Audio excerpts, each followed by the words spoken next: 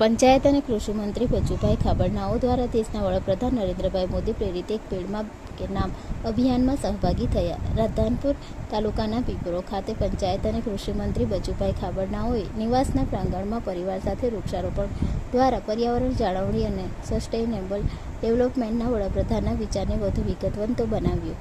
પંચાયત અને કૃષિ મંત્રી બચુભાઈ ખાબડે પોતાના 106 વર્ષ માતા સાથે પરિવારજનોએ નિવાસના પ્રાંગણમાં વૃક્ષારોપણ કરીને દેશના વડાપ્રધાન નરેન્દ્રભાઈ મોદી પ્રેરિત એક પેડમાં કે નામ અભિયાનમાં સહભાગી થયા હતા. પર્યાવરણ અને પ્રકૃતિની રક્ષા સાથોસાથ વાતાવરણ શુદ્ધિ માટે પ્રાણવાયુ, ઓક્સિજન અને વધુ વરસાદ લાવવામાં વૃક્ષોનું મહત્વનું પ્રદાન રહેલું છે અને એમ પણ જણાવ્યું કે મુખ્યમંત્રી ભૂપેન્દ્ર પટેલ પણ વડાપ્રધાનના પર્યાવરણ પ્રિય વિચારોને આત્મસાત કરીને સસ્ટેઇનેબલ ડેવલપમેન્ટ તેમજ ગ્રીન કવરની વૃદ્ધિ માટે એક પેડમાં કે નામ અભિયાનમાં પોતાના પરિવાર સાથે જોડાયા હતા.